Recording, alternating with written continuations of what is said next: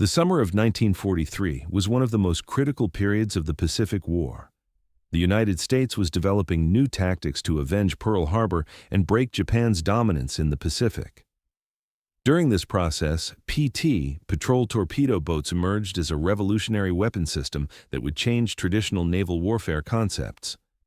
PT boats were fast attack craft measuring 78 to 80 feet in length, equipped with 3 Packard Marine V-12 engines.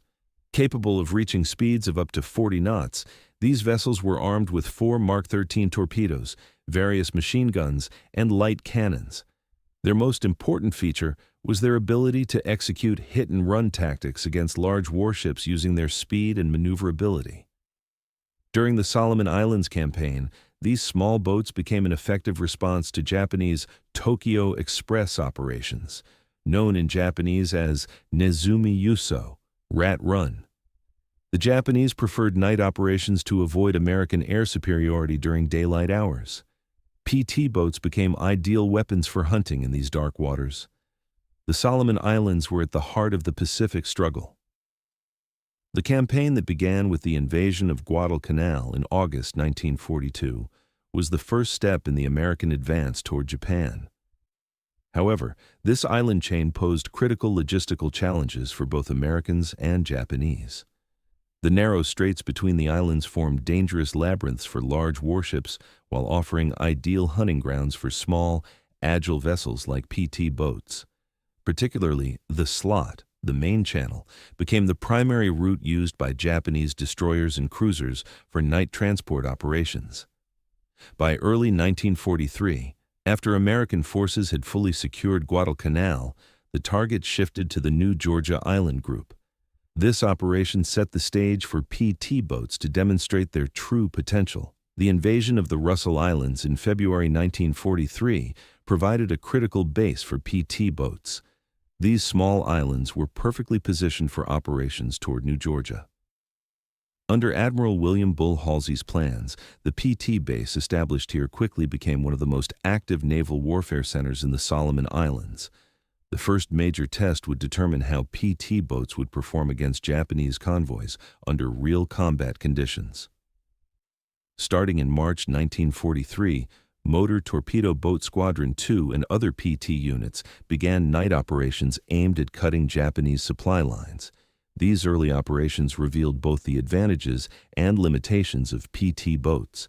Thanks to their speed and small size, they could evade radar detection and execute surprise attacks before escaping quickly.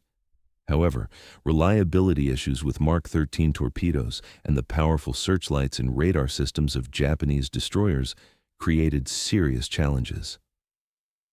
The invasion of Rendova Island in June 1943 began a new era for PT operations. This island, just 7 miles from New Georgia, was located at the heart of Japanese supply lines. The base established here, codenamed Todd City, became an excellent forward base for PT boats. Living conditions at Rendova were extremely harsh. Under tropical climate, high humidity, malaria-carrying mosquitoes, and constant threat of Japanese air raids, PT crews carried out their missions. The base was established with temporary structures made of tents, and fuel and ammunition depots were carefully camouflaged. During this period, PT boats began undertaking not only attack missions, but also reconnaissance, rescue, and special forces transport duties. Their small size and speed made them multi-purpose operational tools. The most famous PT boat operation in the Solomon Islands developed in an unexpected way. On the night of August 2, 1943, PT-109, commanded by Lieutenant Junior Grade John F. Kennedy, collided with the Japanese destroyer Amagiri while on patrol duty in Blackett Strait. This collision occurred around 2:30 a.m. Pacific Time. PT-109 was idling in Blackett Strait, waiting to hunt enemy ships. With almost no warning, the Japanese destroyer emerged from the Black Night and struck PT-109, splitting it in two and igniting the fuel tanks. The night was cloudy and moonless, with fog settling among the remaining PT boats. Kennedy's boat was running on a single engine at idle to prevent its phosphorescent wake from being spotted by Japanese aircraft. This situation severely limited the boat's ability to make sudden maneuvers. After the collision, the entire crew was thrown into the Pacific. After spending 15 hours in the water, the 11-man crew reached a nearby island, with Kennedy towing an injured crew member to shore. This incident highlighted both the potential and risks of PT boats. Kennedy's leadership and his crew's survival struggle demonstrated how dangerous PT boat operations could be, while also revealing the courage of these small vessels' crews. After the PT-109 incident, the operational tactics of PT boats underwent significant changes. Starting in mid-1943, the old Mark 18 torpedo tubes and Mark 8 torpedoes began being replaced with new Mark 1 roll-off torpedo launching racks loaded with improved Mark 13 aerial torpedoes. This new system eliminated the light flash that occurred during torpedo launch, didn't use explosives for launching, and was approximately 450 kilograms lighter than the previous tubes. This development significantly reduced the risk of PT boats' positions being revealed during attacks. Additionally, coordinated attack tactics were developed. Instead of single boats, coordinated attacks by 3 to 4 boats began to be organized. This tactic enabled crossfire on enemy convoys and increased escape chances. Throughout the New Georgia campaign, June-August 1943, PT boats played a critical role. During the operation to capture Munda Airfield, PTs conducted intensive patrol activities to prevent Japanese reinforcement units from reaching the island. During this period, PT boats undertook not only torpedo attacks, but also artillery bombardment, coastal bombardment, and even air defense duties. PTs equipped with 37mm and 40mm guns became effective air defense weapons against Japanese aircraft. Particularly in operations around Vila and Munda, PT boats were very effective against Japanese barges, small transport vessels. These small enemy vessels were too small to be targets for large destroyers, but were ideal targets for PTs. The Japanese Tokyo Express operations were one of the most characteristic features of the Pacific War. This system aimed to transport soldiers and supplies at night using fast destroyers and cruisers. PT boats became the most effective American response developed against this system. The effectiveness of PT boats in the Solomon Islands campaign and the fight against Japanese Tokyo Express operations produced significant results. The constant threat of PTs forced the Japanese to use larger escort forces, which reduced their overall operational capacity. During night patrols, PT boats learned to use radar and sonar systems with maximum efficiency. The engine sounds of Japanese ships could be detected by PT crews from kilometers away. This sound detection provided critical advantage for surprise attacks. During the Bougainville operations in late 1943, the capture of the Treasury Islands and Choiseul Bay area was planned. These operations included establishing radar and PT bases at both locations and constructing an airfield on Choiseul. These operations showed that the operational scope of PT boats had expanded. They now played active roles not only in attack missions, but also in operations to capture and protect strategic positions.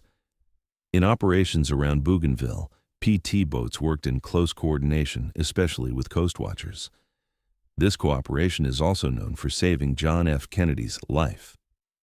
While coast watchers provided critical intelligence about Japanese positions, PTs converted this information into effective attacks.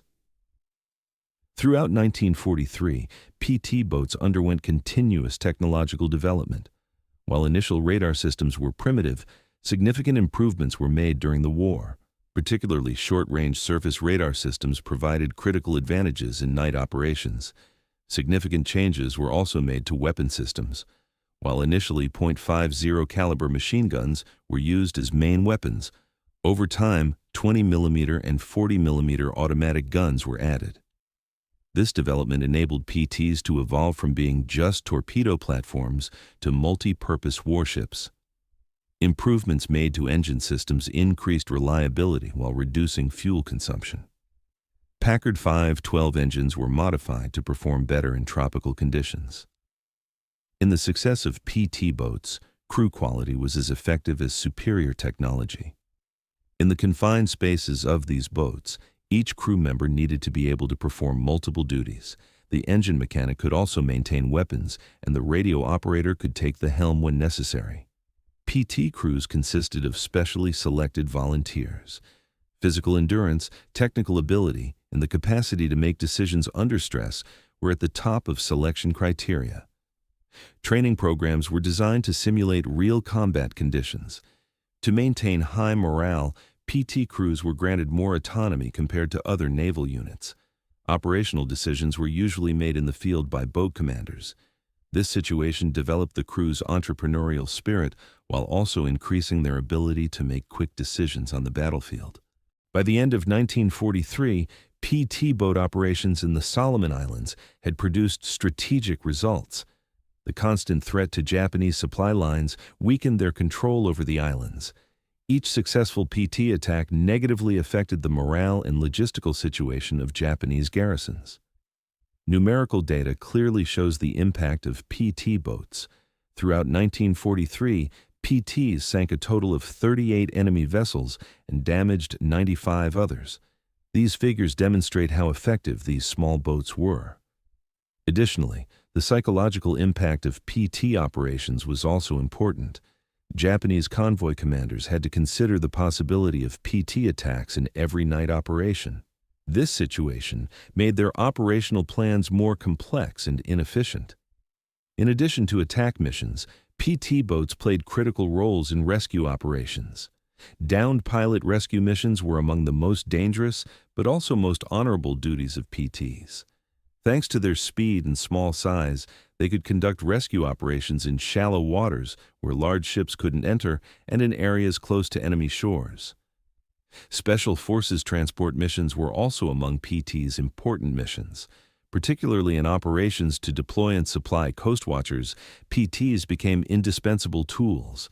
They were also frequently used for covert intelligence operations. The Japanese developed various counter-tactics against the increasing threat of PT boats.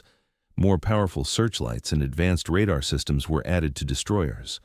Convoy formations were changed to make PT attacks more difficult. Additionally, the Japanese developed special PT hunter destroyers. These ships were designed to hunt PTs with their high speeds and advanced radar systems. However, the number and operational flexibility of PT boats limited the effectiveness of these countermeasures. Japanese air forces also organized intensive bombardment campaigns against PT bases. However, the dispersed base structure of PTs and their ability to quickly change positions reduced the impact of these air attacks.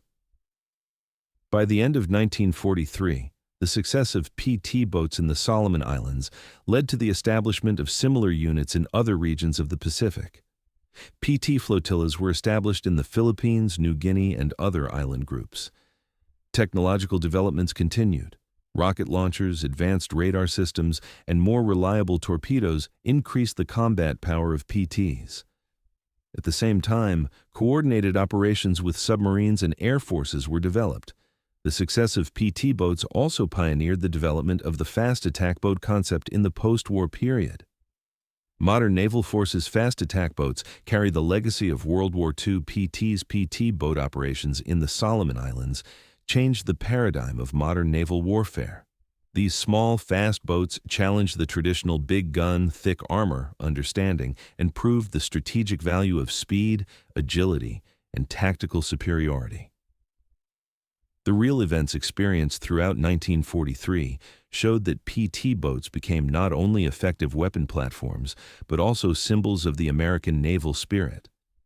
The courage, creativity, and sacrifice shown by each PT crew made critical contributions to the victory in the Pacific War. The legacy of these boats still lives on in today's naval forces. Modern fast attack boats, missile boats, and special operations vehicles are advanced versions of the concepts pioneered by World War II PT boats. These real stories, lived in the dark waters of the Solomon Islands, show that war is not won only with big ships and big guns. Sometimes the smallest tools can make the biggest difference. PT boats and their brave crews have taken their place in history as living examples of American creativity and determination in the struggle for freedom.